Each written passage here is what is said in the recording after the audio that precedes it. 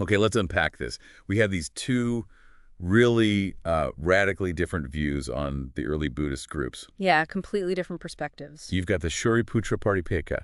That's the Masakya one. That's right. And they talk about, studying the suttas, wearing the yellow robes, really getting the true meaning. And then you flip over to the Dīpavaṁsa. Uh-huh. The Theravada Chronicle. And it's basically saying, we're the real deal, the big tree, and everyone else is just thorns. Like thorns, yeah. Annoying thorns. It's quite the contrast. It really makes you wonder, doesn't it? Were these splits a corruption? Or just how things naturally unfolded as Buddhism spread? Well, that's exactly the puzzle we're diving into today. We're going to explore, the origins of these early schools, how these different groups started to form. Yeah. And the aim isn't just to, retell the old stories. We want to really dig into the evidence and understand the reasons behind this early diversity, which were often quite subtle. And we've got quite a mix of clues to sift through, haven't we? We certainly do. From those early texts we just mentioned, like Dīpavaṁsa, but also like actual physical stuff. Inscriptions from Emperor Ashoka, relics from Vidisa. Exactly. And then later commentaries, too, like the Mahādeva, the Samantapasadika, and even accounts from travelers, like the Chinese pilgrims, Xuanzang, for instance. And what really jumps out, or seems to, is that these sources don't always line up. Sometimes they give slightly different angles or even just flat out contradict each other. Precisely. And that's why it's so important to look at all of them. Our goal isn't to declare one source, definitively right. Right. It's more about understanding the complexities of that whole early period. We want to see what forces were actually at play, how different people interpreted things. And try to get a more sort of nuanced and fair picture. Exactly. A more sympathetic view, maybe recognizing they were likely all sincerely trying to figure out the Buddha's message in their own way. Okay. So it feels like trying to put together a really old, complicated jigsaw puzzle with pieces from different boxes. Where do we even start looking for the first signs of these actual distinct schools? What does the earliest evidence show? Well, this is where it gets really fascinating. Because what's surprising is the lack of clear-cut, unambiguous evidence for formal named schools in the very earliest period. Really? Even around Ashoka's time? Yeah. Because we usually think of him as being right in the thick of it. Right, that's the common assumption. But his inscriptions, the edicts he left, they don't actually mention specific named schools. Huh. But didn't he talk about unifying the Sangha? Doesn't that imply there were divisions already? It does strongly suggest some level of conflict, yes. The edicts mention the Sangha being made unified, which definitely hints at some prior disagreement or discord. Okay. But, that's still a step short of proving there were formal, distinct schools with clear, separate identities and names at that point. And while some later texts mention a group called the Haimavatas being around early on, the actual evidence from that time for their separate existence is, it's pretty weak. So we don't have their specific texts or anything? No, nothing we can confidently point to and say, this belonged to the Haimavatas. It makes their status quite uncertain. It seems more likely that as Buddhism spread geographically, maybe under Ashoka's influence, regional differences started popping up. Different interpretations, maybe slight variations in practice. But not necessarily hardening into formal schools with capital letters just yet. Exactly. That seems to come a bit later. Okay, so when do we start seeing clear signs of these named schools? Right. The picture changes as we move forward in time into what we could probably call the middle period, maybe around, say, 100 CE, the first century of the Common Era. Ah, okay. So a few centuries after Ashoka. Yes. And it's around this time that we start finding inscriptions, especially from places like Mathura in northern India, that regularly mention specific school names. Names we recognize. Yeah. Like Sarvastivada, Masakya. Precisely those kinds of names start appearing in the inscriptions. And what's really significant here is that this inscriptional evidence largely lines up with what we find in later written sources. Like the philosophical texts and commentaries you mentioned earlier? Exactly. The Shostras, the commentaries, and also those various accounts that describe the early splits, the schisms, the fact that different kinds of sources, inscriptions, treatises, histories start agreeing on the existence and names of these schools around this time. That gives us much stronger footing. Right. It's like multiple witnesses pointing to the same thing. So the schools definitely exist by then. But the big question is, how do they actually split off? That's where these great schism stories come in, right? And it sounds like it's not one simple story. You've hit the nail on the head. Yeah. Well, it's a bit of a tangled web when you look at the traditional accounts of the first split. Okay. Take the Dīpavaṁsa, the Theravada chronicle we started with. It gives a very specific story. It blames a group called the Vibhajjavādas and their 10 points of supposedly lax monastic discipline. Ah, the 10 points, right. And this story connects that dispute directly to the emergence of the Mahāsagikas. And as we said, the Dīpavaṁsa definitely paints this as a bad thing, a corruption. The thorns on the tree again. Exactly. So, key takeaway from the Dīpavaṁsa. First split was about monastic rules, happened sometime after the Buddha. Got it. But that's just one version. Oh, yes. There are other accounts, like one attributed to Bhavya III, a later scholar. His version puts the first schism much earlier, before Ashoka. Before Ashoka. Wow. Okay. And the reason given is totally different. It's not about the 10 points of Vinaya. It's about 5 doctrinal points, the so-called 5 theses, about the nature of the arhat. 5 theses. We'll have to come back to those. But the timeline and the cause are completely different from the Dīpavaṁsa. Completely. And it's not just the cause and the date. When you compare these accounts, Dīpavaṁsa versus Bhavya III, the place is different, the king involved is different, the whole procedure of how the split supposedly happened is different. It's almost impossible to reconcile them into one single event. It's extremely difficult, yes. It suggests that maybe there wasn't one single great schism moment that everyone agreed on. These differing accounts probably tell us more about how later schools viewed their own origins and legitimacy, rather than giving us a straightforward historical photograph of an event. That makes sense. History written by the, well, not victors, but by the different lineages. Something like that. And then you have Vasamitra's account, too. He also talks about the 5 theses, and sometimes links them to Ashoka's time, but even his dating is a bit inconsistent. So more contradictions. Yeah. It really underscores how these narratives were likely shaped over time by the specific concerns of each school. They weren't objective history in the modern sense. Okay, this really complicates the standard narrative. Now, going back to Ashoka, his unity edicts. We said they might not refer to specific schools, but the common idea is that he was responding to a major split. Is there another way to read his actions? There is, and it's a really important alternative perspective. The traditional view, heavily influenced by those later schism accounts, is that Ashoka stepped in to fix a big doctrinal fight. Right. But if you look at the Pali Vinaya commentary, the Samandapasarika and its Chinese parallel, they paint a different picture. Okay, what do they suggest? They describe a problem not of doctrinal splits within Buddhism, but of non-Buddhists, heretics or imposters, essentially, fraudulently joining the Sangha. Why would they do that? For the perks, basically. The material support, social standing, the respect given to monks. According to these commentaries, these fake monks were causing disruptions. Okay, so it wasn't Buddhists arguing with Buddhists, but outsiders causing trouble. That's the scenario these texts describe. And in this version, Ashoka's intervention, guided by the elder Moggaliputtatissa, wasn't about settling a debate between, say, Mahāsagikas and Staviras. It was about weeding out these imposters. Purifying the Sangha, basically. Exactly. Purifying the sasana, the teachings, and the community by expelling those who didn't genuinely belong. You know, that actually sounds, well, maybe more plausible as a reason for a king to get involved so directly. Internal doctrinal debates might be one thing, but people undermining the whole institution, that's different. It does seem like a more practical, political reason for intervention, doesn't it? And it fits better with the lack of specific school names or doctrinal issues in Ashoka's own edicts. They focus on unity and core principles, which makes sense if the problem was infiltration rather than internal schism. So maybe Ashoka's actions were about preserving the integrity of the Sangha, not picking sides in a fight that hadn't fully formed yet? That's a very strong possibility, and it fits the idea that the major sectarian identities really solidified later. Okay, now you mentioned those 5 theses a couple of times as a cause for splits in some accounts. What were they about, and who supposedly came up with them? Right, the 5 theses, they were basically a set of statements that, well, they question the absolute, maybe infallible perfection of the arahant, the fully enlightened person. So suggesting even arahants might have limitations. Sort of, yeah.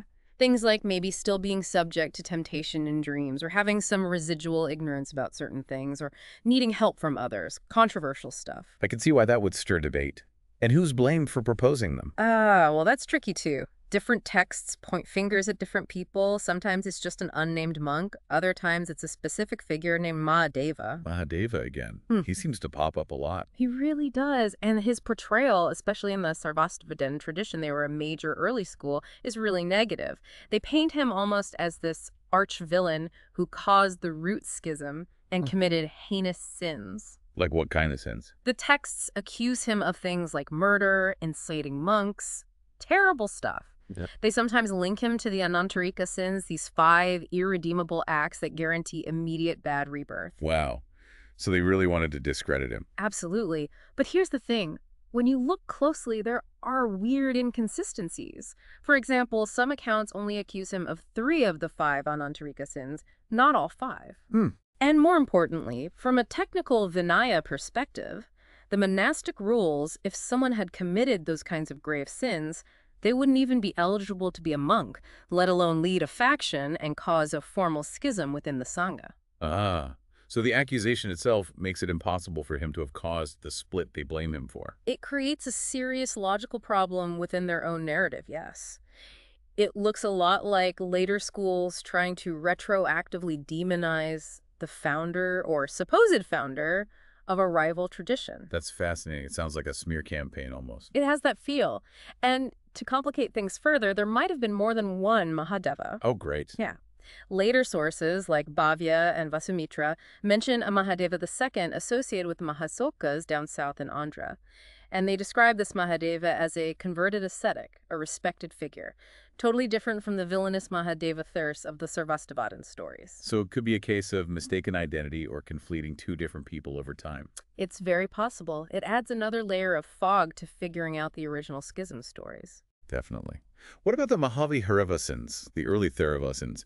How did they view the Arahant, given these debates? Well, they certainly held the Arahant in very high regard as being fully liberated, but even their own commentaries, like the one on the Kathavatthu, a text specifically designed to refute wrong views, admit some nuances. Like what?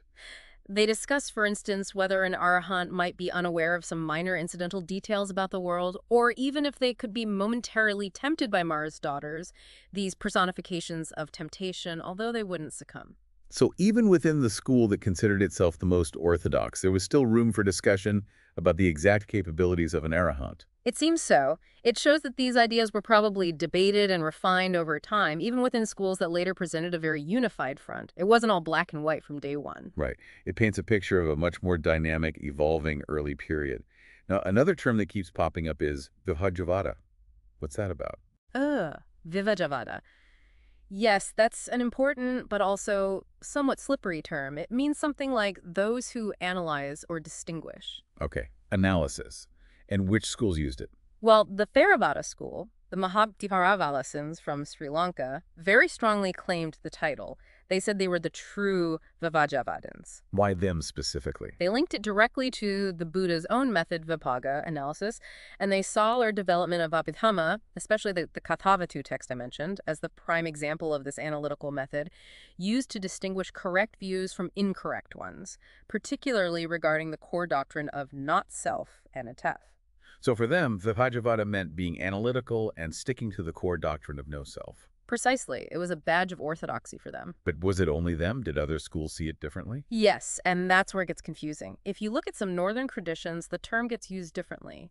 Bhavya A, for example, actually uses Vibhajjavāda sometimes as just another name for the Sarvastivadins. What? The Sarvastivadins. But weren't they often seen as rivals to the Theravadin? Exactly. So you have the same label potentially being applied to quite different, even opposing schools, depending on which source you read. Wow.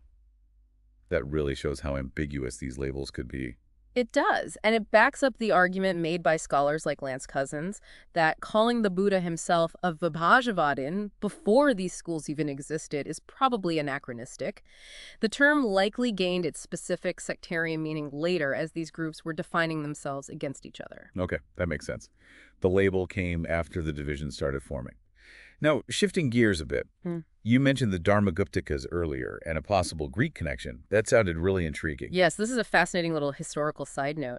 The Dharmaguptaka school, which became very influential in Central Asia and China later on, Right. is linked in some traditions to a figure named Yonaka Dhammarakita. Yonaka. That means Greek, right? It does. Yonaka was the term used in ancient India for Greeks or people from the Hellenistic West. So Yonaka Dhammarakita was likely a Greek monk, possibly from somewhere like Alexandria. A Greek Buddhist monk involved in the early spread. Apparently so. The Sinhalese chronicles, the Dīpavaṁsa and Mahādeva list him as one of the key missionaries sent out after the Third Council during Ashoka's time. They say he went to Aparantaka, which is Western India. Wow. And what's the connection to the Dharmaguptaka school? Well, besides Dhammarakita being associated with that region, there's a phonetic similarity. Dhammarakita, protected by the Dharma, sounds quite like Dharmagupta, guardian of the Dharma, especially when you consider how names might change through translation, like into Chinese, where the school name is primarily preserved. Ah, I see. So the name similarity is suggestive. It is. And there are other hints. The Dharmaguptakas seem to share some traditions about that third council of the Theravadins, and they apparently gave special importance to a particular early text, the Brahmajala Sutta. It all points towards some kind of connection, possibly originating from this early missionary activity involving Greeks in Western India. That's really incredible. It just shows how interconnected the ancient world was, even in terms of religious transmission. What about the Sarvastivadins, another mouthful of a name? Where do they fit in? Haha, yes. Mula Sarvastivada, meaning root Sarvastivada. They're another important group, mainly known because they left behind a huge Vinaya collection, their monastic rules. Bigger than other schools' Vinayas? Significantly bigger, yes. But their origins are a bit murky. They don't show up clearly in the earliest inscriptions, becoming more prominent later. So where do they come from? Are they related to the main Sarvastivadins? That's the debate. One idea is they were an early community, maybe based around Mathura, that important center again, who kept their own Vinaya distinct from the Sarvastivadins developing in Kashmir, even if their doctrines were similar initially. So a regional variation, maybe? Possibly. Another view is that their distinct Vinaya was actually a later development within the broader Sarvastivada tradition, maybe also centered in Kashmir or northwest India. So scholars aren't entirely agreed on their precise origins or relationship. Okay, so still some question marks there. But Mathura seems important again. Definitely. Mathura pops up repeatedly. Figures like Upagupta, a really revered teacher in many northern traditions, are strongly linked to Mathura. Right. And there are even hints in some texts of a shared ordination lineage connecting back through teachers associated with Mathura, like Shofazeni, potentially linking Moggaliputtatissa, Ashoka's advisor, and the Sarvastivadins. So complex webs of connections, possibly centered around places like Mathura. It seems Mathura was a major hub, perhaps maintaining some independence from the eastern centers for a while. Interesting. You also mentioned missionary stories earlier, like Majantika and the dragons in Kashmir. Yes, those tales are quite interesting too. The story of Majantika converting the Nagas, the serpent or dragon deities, in Kashmir, which later became a stronghold of Sarvastivada, is found in both northern and southern sources. And Mahinda's mission to Sri Lanka is another famous one. Exactly. And what's significant is the agreement between different traditions, northern and southern, about these key missionary figures and events, even if they later interpreted the affiliations of someone like Majantika differently. So the memory of the missions was shared, even if the interpretation changed. It suggests these early missions to spread the Dharma were widely recognized and foundational, likely happening before the really hard sectarian lines were drawn. They were about spreading Buddhism broadly, not just one school's version. Which brings us back to the idea that the main splits came later. I think that's the most plausible reading of the combined evidence. The major schisms, the development of distinct Abhidhamma philosophies, the hardening of sectarian identities. This seems more likely to be a process that unfolded over maybe a couple of centuries after Ashoka, intertwined with geographical spread and the emergence of strong regional centers and traditions. Okay, so if we try to pull the main threads together from this whole discussion, what are the key takeaways? Well, I'd say first, the surprising lack of clear evidence for formal name schools in the very earliest period, even Ashoka's time. Right. The names come later, maybe around the 1st century CE. Exactly. Second, the schism stories themselves are multiple and contradictory different causes, dates, places. There wasn't one universally agreed upon great schism event. Third, Ashoka's intervention. Maybe more about dealing with fake monks, imposters, than settling internal Buddhist doctrinal disputes. That seems a very plausible interpretation, yes. Fourth, figures like Mahādeva are complex and contested, possibly involving conflated identities and later polemics. Got it. And terms like Vibhajjavāda had shifting meanings and were claimed by different groups. Absolutely. And finally, those fascinating connections of the Greek missionary link to the Dharmaguptakas, the importance of Mathura for groups like the Mulasarvastabhadins, and the shared memory of early missions. That's a great summary. For me, the real aha moment is seeing this not as one big breakup, but as a much more gradual, messy, complex process. Exactly. It wasn't a single dramatic divorce. It was more like, well, a family growing and spreading out, developing different dialects, different local customs, different ways of interpreting the family history, influenced by geography, by language, by the need for communities to define themselves as they grew. And driven by sincere attempts to understand the core teachings in different contexts. I think that's crucial. We should probably assume sincerity on the part of these early Buddhists, even when their interpretations differed. They were all trying to grasp and practice what the Buddha taught, just in their own ways. And understanding this messy, complex past, it actually matters for today, doesn't it? It helps make sense of the huge diversity we see in Buddhism now. Absolutely. The spectrum of Buddhist traditions today isn't some modern deviation. It reflects a diversity that was there in different forms from quite early on. Seeing the complexity back then can maybe help us approach the diversity now with a bit more nuance, less judgment, perhaps. Yeah, appreciating the variety rather than looking for one single correct version. It reminds us that Buddhism has always been adaptable and interpreted in diverse ways. That's a really good point. So maybe a final thought for everyone listening to chew on. Given how fluid, how debated, how uncertain these early divisions actually were, what does it really mean to claim any single form of Buddhism today is the original, the most authentic? That's a great question to ponder. It certainly challenges any simplistic view of Buddhist history.